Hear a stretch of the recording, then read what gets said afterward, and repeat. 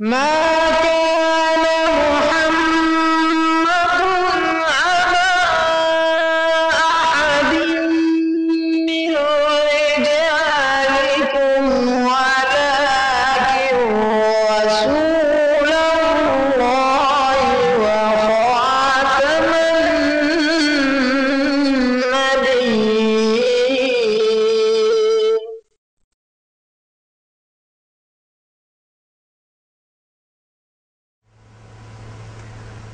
அவுது பில்லாஹி மினஷ் ஷைத்தானிர் ரஜீம். பிஸ்மில்லாஹிர் ரஹ்மானிர் ரஹீம். அன்பிற்குரியவர்களே, அஸ்ஸலாமு அலைக்கும் வரஹ்மத்துல்லாஹி வபரகாத்துஹு. ஒவ்வொரு ஞாயிற்றுக்கிழமையும் காலை 8 மணி முதல் 8:30 மணி வரை அஹ்மதியா முஸ்லீம் ஜமாத் வழங்கும் மாநபி ஸல்லல்லாஹு அலைஹி வஸல்லம் அவர்கள் தந்த உண்மை இஸ்லாம் என்ற இந்த நிகழ்ச்சியை நீங்கள் பார்த்து கொண்டிருக்கிறீர்கள். கடந்த 5 வாரங்களாக ஜிஹாத் என்ற தலைப்பில் விரிவான முறையில் நாம் இங்கே விளக்கிக் கொண்டிருக்கிறோம். ஜிஹாதினுடைய உண்மை நிலை என்ன என்பதை மக்களுக்கு எடுத்து சொல்லுகின்ற முகமாக ஜிஹாத் என்கின்ற தலைப்பில் நாம் விவாதித்து கொண்டிருக்கிறோம். ஆன்மாவை, நஃப்ஸை தூய்மைப்படுத்துவதுதான் உண்மையான ஜிஹாத் என்ற கருத்தை நாம் நம்முடைய நிகழ்ச்சிகளில் தொடர்ந்து வலியுறுத்தி வந்து கொண்டிருக்கிறோம். அல்லாஹுவை அணுகுவதற்கான வழிகள்தான் ஜிஹாத். தீமையிலிருந்து விலகி நன்மையின் பக்கம் வருவதுதான் ஜிஹாத் என்று ஜிஹாதினுடைய பல அம்சங்களை நாம் நம்முடைய நிகழ்ச்சிகளில் தொடராக விளக்கி கொண்டு வந்திருக்கிறோம். ஆன்மாவை தூய்மைப்படுத்துவதுதான் ஜிஹாத் என்று நாம் குறிப்பிட்ட போது பலரும் பல கேள்விகளையும் கேட்டிருந்தார்கள். அந்த கேள்விகளுக்கும் நம்முடைய நிகழ்ச்சிகளில் திருக்குர்ஆன் அடிப்படையிலும் ஹதீஸ் அடிப்படையிலும் நாம் விளக்கியிருந்தோம். ஆன்மா 3 வகைப்படும் என்று நாம் சென்ற நிகழ்ச்சியில் குறிப்பிட்டிருந்தோம். திருக்குர்ஆனை அடிப்படையாக கொண்டே இதை நாம் கூறியிருந்தோம். நஃப்ஸே அம்மாரா என்பது ஆன்மாவினுடைய முதல் படித்தரம், தீமையை தூண்டக்கூடிய ஆன்மா என்று திருக்குர்ஆன் இதனை குறிப்பிடுகிறது. திருக்குர்ஆனினுடைய 12வது அதிகாரம் 54வது வசனத்தில் இது இடம்பெற்றிருக்கிறது. நஃப்ஸே அம்மாரா, தீமையை தூண்டக்கூடிய ஆன்மா. இது மனிதனிடத்திலே இயல்பாக இருந்து கொண்டிருக்கிறது. தீமையின் பக்கம் மனிதனை அழைத்து செல்லக்கூடிய ஆன்மா இது ஆன்மாவினுடைய முதல் படித்தரம் என்பதை நாம் குறிப்பிட்டிருந்தோம். 2வது படித்தரம் நஃப்ஸே லவ்வாமா. திருக்குர்ஆனினுடைய 75வது அதிகாரம் 3வது வசனத்தில் இது இடம்பெற்றிருக்கிறது. நஃப்ஸே லவ்வாமா என்றால் தான் செய்யும் தீமையை உணர்ந்து வருந்தக்கூடிய ஆன்மா. இது ஆன்மாவினுடைய 2வது படித்தரமாக திருக்குர்ஆனிலிருந்து நாம் தெரிந்து கொள்கின்றோம். மனிதன் ஒரு தீமையை செய்கின்ற பொழுது தான் செய்வது தீமை என்பதை அவனுடைய ஆன்மா அவனுக்கு உணர்த்துகிறது. அதன் மூலமாக அந்த தீமையிலிருந்து அவன் விலகி நன்மையின் பக்கம் செல்லக்கூடிய ஒரு வழியை இந்த நஃப்ஸே லவ்வாமா என்கின்ற ஆன்மா அவனுக்கு உணர்த்துகிறது. 3வது நஃப்ஸே முத்மஇன்னா என்று திருக்குர்ஆன் குறிப்பிடுகிறது. அதாவது அந்த ஆன்மா இறைவனிடம் திருப்தி கொண்டவாறும் இறைவன் அந்த ஆன்மாவிடம் திருப்தி கொண்டவாறும் இருக்கும். ஆன்மாவின் உயர்ந்த படித்தரம் இந்த படித்தரம்தான். இதனை நஃப்ஸே முத்மஇன்னா என்று திருக்குர்ஆனில் குறிப்பிடப்பட்டிருக்கிறது. திருக்குர்ஆனினுடைய 89வது அதிகாரத்தில் 28 முதல் 31 வரையிலுள்ள வசனங்களில் இந்த ஆன்மா குறித்து சொல்லப்பட்டிருக்கிறது. இவ்வாறு இந்த 3 ஆன்மாக்களை குறித்து நாம் கடந்த நிகழ்ச்சியில் விரிவான முறையில் விளக்கியிருந்தோம். மனிதனை தீமையின் பக்கம் தூண்டக்கூடிய அந்த முதல் படித்தரத்தில் உள்ள அந்த ஆன்மா மனிதனை தீமையின் பக்கம் அழைத்து கொண்டிருக்கும். நஃப்ஸே லவ்வாமா என்கின்ற 2வது படித்தரமான அந்த ஆன்மா மனிதனை தான் செய்யும் தீமையை உணர்ந்து வருந்தக்கூடிய ஆன்மாவாக இருக்கிறது. நீ செய்வது தீமைதான், இதிலிருந்து நீ தவிர்ந்து கொள்ள வேண்டும், நன்மையின் பக்கம் செல்ல வேண்டும் என்பதை உணர்த்துகின்ற ஆன்மாவாக இது இருக்கும். எனவே இந்த 2 ஆன்மாக்களும் நஃப்ஸே அம்மாரா என்கின்ற தீமையை தூண்டக்கூடிய ஆன்மாவும், நஃப்ஸே லவ்வாமா என்கின்ற தான் செய்யும் தீமையை உணர்ந்து வருந்தக்கூடிய ஆன்மாவும் சண்டை போட்டு கொண்டே இருக்கும். எனவே இந்த ரெண்டும் ஒன்றை ஒன்று மோதிக்கொண்டிருக்கின்ற நிலையில் தீமையிலிருந்து விலகி நன்மையின் பக்கம் வருகின்ற பொழுது நஃப்ஸே முத்மயின்னா என்கின்ற அந்த 3வது படித்தரத்தில் மனிதன் வருகிறான் என்பதை கடந்த நிகழ்ச்சியில் நாம் விரிவான முறையில் விளக்கியிருந்தோம். அவ்வாறு அவன் அந்த உயர்ந்த படித்தரமாகிய 3வது படித்தரத்துக்கு வருகின்ற பொழுது இறைவன் அந்த ஆன்மாவின் மீது திருப்தி கொண்டவனாக இருப்பான், அந்த ஆன்மாவும் இறைவனிடம் திருப்தி கொண்டவாறு இருக்கும் என்பதை நாம் விளக்கியிருந்தோம். எனவே நம்முடைய நிகழ்ச்சிகளை பார்த்த பல சகோதரர்களும் ஆன்மா தொடர்பான இந்த விரிவான விளக்கங்களை பார்த்த பிறகு தங்களுடைய புருவங்களை உயர்த்தி இருக்கிறார்கள். இது எங்களுடைய விளக்கங்கள் அல்ல. அஹ்மதியா முஸ்லீம் ஜமாத்தினுடைய தோற்றுனர் ஹசரத் மிர்சா குலாம் அஹமத் காதியானி அலைஹிஸ்ஸலாம் அவர்கள் தன்னுடைய இஸ்லாமிய போதனைகளின் தத்துவ ஞானம் என்ற நூலில் மிக விரிவான முறையில் இதனை விளக்கியிருக்கிறார்கள். அதனை தான் நாம் நம்முடைய மக்கள் மத்தியிலே இந்த தொலைக்காட்சியின் மூலமாக எடுத்து வைத்து கொண்டு வருகிறோம். எனவே உள்ளத்தை தூய்மைப்படுத்தக்கூடிய, நஃப்ஸை தூய்மைப்படுத்தக்கூடிய, ஆன்மாவை தூய்மைப்படுத்தக்கூடிய ஜிஹாது தான் மிக பெரியது. போர்க்களங்களில் தலைகளை சாய்ப்பதும் எல்லைகளை வெற்றி கொள்வதும் சிறிய ஜிஹாத். மாறாக உள்ளங்களை வெல்வது, ஆன்மாக்களை வெல்வதுதான் பெரிய ஜிஹாத் என்பதை ஹஜ்ரத் ரசூல் ஸல்லல்லாஹு அலைஹி வஸல்லம் அவர்களுடைய மொழியிலிருந்து நாம் புரிந்து கொள்கின்றோம். நம்முடைய நிகழ்ச்சிகளை பார்த்த பலர் பல கேள்விகளையும் கேட்டிருக்கிறார்கள். இப்போது நாம் நம்முடைய இந்த நிகழ்ச்சியில் மன இச்சைகளுக்கு, நஃப்ஸுக்கு எதிரான ஜிஹாத் தொடர்பான சிறப்பையும் அதன் உண்மை நிலையையும் நாம் விளக்கினால் ஆன்மாவை தூய்மைப்படுத்துவதுதான் உண்மையான ஜிஹாத் என்பதை மக்கள் புரிந்து கொள்ள முடியும். எனவே இது தொடர்பாக இன்றைய நிகழ்ச்சியில் நாம் மக்களுக்கு விளக்க கடமைப்பட்டவர்களாக இருக்கிறோம். அன்புக்குரிய சகோதரர்களே, மன இச்சைகளை எதிர்த்து போராடுவது இதுதான் உண்மையான ஜிஹாத் என்பதை பற்றி நாம் விளக்கி வருகின்றோம்.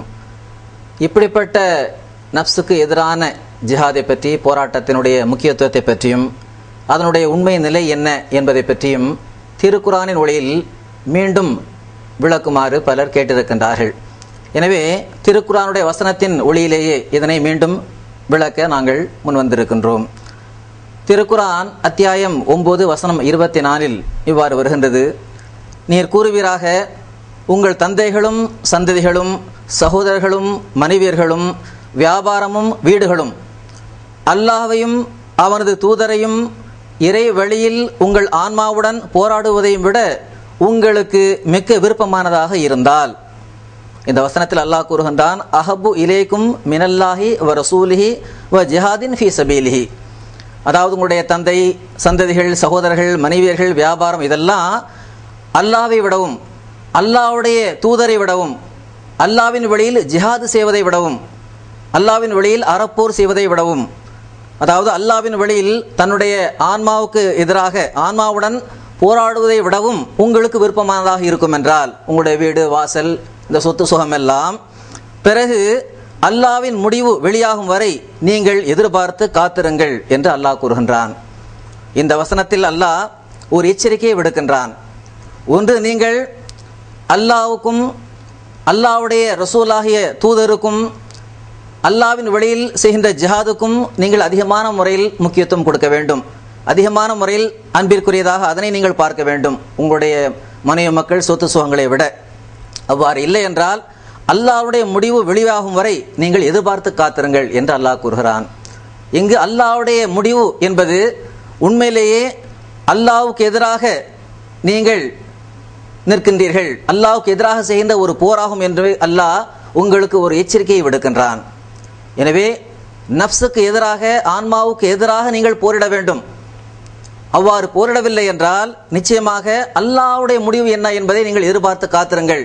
நிச்சயமாக உங்களுக்கு எதிராக அல்லாஹ்வுடைய அந்த தீர்ப்பு வெளியேறும், இறங்கும் என்பதை அல்லாஹ் ஒரு படிப்பினையாக, ஒரு எச்சரிக்கையாக நமக்கு விளக்குகின்றான். அடுத்து அதே வசனத்தில் கடைசியில் வருகிறது, வல்லாஹு லா யஹ்தில் கௌமல் ஃபாசிகீன். அல்லாஹ் தீயவர்களுக்கு தன்னை அணுகக்கூடிய அந்த வழியை அவன் ஒருபோதும் காட்டுவதில்லை என்று இந்த திருவசனத்தின் கடைசியில் அல்லாஹ் கூறுகின்றான். ஆக இதில் அந்த நஃப்ஸோடு போரிடுவதற்கான முக்கியத்துவம் எடுத்து கூறப்பட்டிருக்கின்றது. நப்சோடு நீங்கள் போரிட வேண்டும். எனவே அது மிகவும் முக்கியத்துவம் வாய்ந்ததாக இருக்கின்றது. ஆனால் எவர்கள் தீயவர்கள் இருக்கின்றார்களோ அப்படிப்பட்ட தீயவர்களுக்கு இறைவன் தன்னை அணுகுவதற்கான அந்த வழிமுறையை காட்டுவதில்லை என்று அல்லாஹ் கூறுகின்றான். எனவே அல்லாவை அணுக வேண்டுமென்றால் தீயவர்களாக அவர்கள் இருக்கக்கூடாது. அல்லாவின் மீதும் அல்லாஹ்வுடைய ரசூலின் மீதும் அல்லாவின் வழியில் ஜிஹாது செய்வதையும் அவர்கள் மிகவும் முக்கியத்துவம் வாய்ந்ததாக கருத வேண்டும் என்பதை இந்த திருவசனத்தில் அல்லாஹ் கூறுகின்றான். இதைத்தான் ஹஜ்ரத் ரசூல் ஸல்லல்லாஹு அலைஹி வஸல்லம் அவர்கள் கூறினார்கள். அல் இமாமு ஜுன்னத்துன் யுகாத்தலு மின் வராயிஹி. அதாவது இமாம் என்பவர் அவர் ஒரு ஜுன்னத்தாக இருக்கின்றார், கேடயமாக இருக்கின்றார், அவருக்கு பின்னால் நின்று போரிடப்படுகின்றது என்று கூறுகின்றார்கள். ஆக நம்பிக்கையாளர்கள் போரிடுகின்றார்கள் என்றால் முதலில் அவர்களுக்கு ஒரு இமாம் இருக்க வேண்டும். அந்த இமாம் தான் கேடயமாக விளங்குகின்றார். அந்த இமாம் ஆகிய அந்த கேடயத்துக்கு பின்னால் நின்று அந்த நம்பிக்கையாளர்கள் போர் புரிவார்கள் என்ற ஒரு தத்துவத்தையும் ஹஜ்ரத் ரசூலுல்லாஹ் ஸல்லல்லாஹு அலைஹி வஸல்லம் அவர்கள் இந்த ஹதீஸில் நமக்கு விளக்கி இருக்கிறார்கள். ஆக உண்மையிலேயே நம்பிக்கையாளர்கள் ஜிஹாது செய்வார்கள் என்றால், போர் புரிவார்கள் என்றால், அந்த அறப்போருக்கான நிபந்தனையாக ரசூல் ஸல்லல்லாஹு அலைஹி வஸல்லம் அவர்கள் சொன்னது அவர்கள் இமாமுக்கு பின்னால் நின்றுதான் அவர்கள் அறப்போர் புரிவார்களே தவிர இஷ்டப்படி அவர்கள் சுயமாக அவர்கள் வாளெடுத்து விட மாட்டார்கள் என்ற ஒரு தத்துவத்தையும் ஹஜ்ரத் ரசூல் ஸல்லல்லாஹு அலைஹி வஸல்லம் அவர்கள் குறிப்பிட்டிருக்கிறார்கள். அடுத்து பாவத்திலிருந்து மனிதன் தப்பிக்க வேண்டும், நன்மையை சம்பாதிக்க வேண்டும். இந்த இரண்டும் அந்த நப்சினுடைய தூய்மைக்கான மிகப்பெரிய சிறந்த ஒரு அடையாளமாக இருக்கின்றது. எனவே மனிதன் பாவத்திலிருந்து தப்பிக்க வேண்டும், அடுத்து நன்மையும் அவன் சம்பாதிக்க வேண்டும். அதாவது இன்னும் தெளிவாக சொல்ல போனால் அறிவினுடைய ஒளியில் சிந்தித்து பண்புகளை அவர் வெளிப்படுத்த வேண்டும். ஒரு பண்பு சாதாரண பண்பாக இருக்கின்றது. ஒரு ஆட்டிற்கும் ஒரு சாதாரண பண்பு இருக்கலாம், மென்மை குணம் இருக்கலாம். ஆனாலும் கூட அந்த பண்பு தகுந்த நேரத்திலும் தகுந்த காலத்திலும் அது வெளிப்பட வேண்டும். அவ்வாறு வெளிப்படுத்தினால் அதுதான் உண்மையான ஒரு ஜிஹாதாக இருக்க முடியும். இந்த அடிப்படையில் தான் தஹல்லகு பி அஹ்லாகில்லாஹ், அல்லாஹ்வுடைய ஒழுக்கத்தை நீங்கள் பேணி நடங்கள் என்று ஹஜ்ரத் ரசூல் ஸல்லல்லாஹு அலைஹி வஸல்லம் அவர்கள் கூறினார்கள். எனவே மனிதனுக்கு பல்வேறு பண்புகள் இருக்கின்றன. மென்மை குணம் இருக்கிறது, இரக்க குணம் இருக்கிறது, வீரம் இருக்கிறது.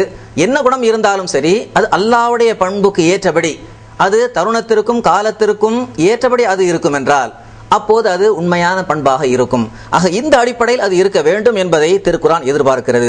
அவ்வாறு அவர் செய்தால் உண்மையிலேயே அது மிகச்சிறந்த ஒரு ஜிஹாதாக இருக்கும். இதே போன்று நாம் ஏற்கனவே கூறியிருந்தோம், வல்லதீன ஜாஹது ஃபீனா லனஹதியன்னஹும் சுபலனா என்று அல்லாஹ் திருக்குர்ஆனில் கூறுகின்றான். அத்தியாயம் 29 வசனம் 70 வருகிறது. அதாவது எவர் ஜிஹாது செய்கின்றாரோ, விடாமுயற்சி செய்கின்றாரோ நம் வழியில், அவருக்கு நம்முடைய வழிகளை நாம் அதிகமாக திறந்து கொடுக்கின்றோம், அதை நாம் காட்டி கொடுக்கிறோம் என்று அல்லாஹ் நமக்கு எடுத்து கூறியிருக்கிறான். அதே போன்று இன்னொரு வசனத்தில் வருகின்றது, அத்தியாயம் 91 வசனம் 10-11 வருகிறது, கத் அஃப்லஹ மன் ஸக்காஹா. அதாவது உலக இச்சைகளிலிருந்து எவர் தன் ஆன்மாவை தூய்மைப்படுத்துகின்றாரோ, தூய்மைப்படுத்தினாரோ அவர் வெற்றி பெற்று விட்டார். அப்போ தன்னுடைய நப்சை ஒருவர் தூய்மைப்படுத்த வேண்டும். எதிலிருந்து? உலக இச்சைகளிலிருந்து. அவ்வாறு உலக இச்சையிலிருந்து ஒருவர் அந்த நப்சை, ஆன்மாவை தூய்மைப்படுத்தி விட்டார் என்றால் அவர் வெற்றி அடைந்து விட்டார் என்று அல்லாஹ் கூறுகின்றான். அடுத்த வசனத்தில் அல்லாஹ் கூறுகின்றான், வகத் ஹாப மன் தஸ்ஸாஹா. உலக இச்சைக்கு தன் ஆன்மாவை யார் அடிமைப்படுத்தி விட்டாரோ அவர் தோல்வி அடைந்து விட்டார், நாசமாகி விட்டார் என்றும் அல்லாஹ் திருக்குர்ஆனில் கூறுகின்றான். ஆக இவ்வாறு உலக இச்சையிலிருந்து தன்னுடைய ஆன்மாவை தூய்மைப்படுத்த வேண்டும், அதுதான் வெற்றிக்கான வழி. அதே போன்று உலக இச்சைக்கு தன் ஆன்மாவை அடிமைப்படுத்தாமல் இருக்க வேண்டும், அதுதான் தோல்வி அடையாமல் இருப்பதற்கு ஒரு வழிமுறை என்பதையும் அல்லாஹ் திருக்குர்ஆனில் வரையறுத்து கூறியிருக்கிறான். எனவே இந்த அடிப்படையில் தான் சூரா ஃபாத்தியாவிலும் கூட இஹ்தின ஸிராத்தல் முஸ்தகீம், இறைவா எங்களுக்கு நேரான பாதையை காட்டுவாயாக, ஸிராத்தல் லதீன அன்அம்த அலைஹிம், எவர் மீது நீ அருட்கொடை புரிந்தாயோ அந்த அருட்கொடை புரிந்தவர்களின் வழியில் எங்களை நீ வழி நடத்துவாயாக என்ற துவாவை இறைவன் நமக்கு கற்றுத் தந்திருக்கிறான். இந்த துவாவை தான் தொழுகையில் ஒவ்வொரு ரக்காத்திலும் ஒரு நம்பிக்கையாளர் கேட்கின்றார். எனவே இந்த அருட்கொடை பெற்றவர்களுடைய அந்த வழியை நடத்துமாறு நாம் கேட்கிறோம் என்றால் அதுதான் உண்மையிலேயே நப்சுக்கு எதிராக நாம் செய்கின்ற ஒரு போராட்டமாகும். எனவே இந்த அடிப்படையில் நாம் இறை நெருக்கத்தை பெற வேண்டும் என்பதற்காக அந்த ஆன்மாவோடு நாம் ஒரு போராட்டம் மேற்கொள்வோம் என்றால் நிச்சயமாக அதுதான் மிகச்சிறந்த ஒரு போராட்டமாக இருக்கும். இதுதான் சூரா தௌபா 24வது வசனத்தில் அல்லாஹ் குறிப்பிட்டிருக்கின்ற அந்த தௌபாவும் அந்த நப்சோடு செய்கின்ற ஒரு போராட்டமும் ஆகும் என்பதையும் நாம் மிக தெளிவான முறையில் தெரிந்து கொள்ள முடிகின்றது.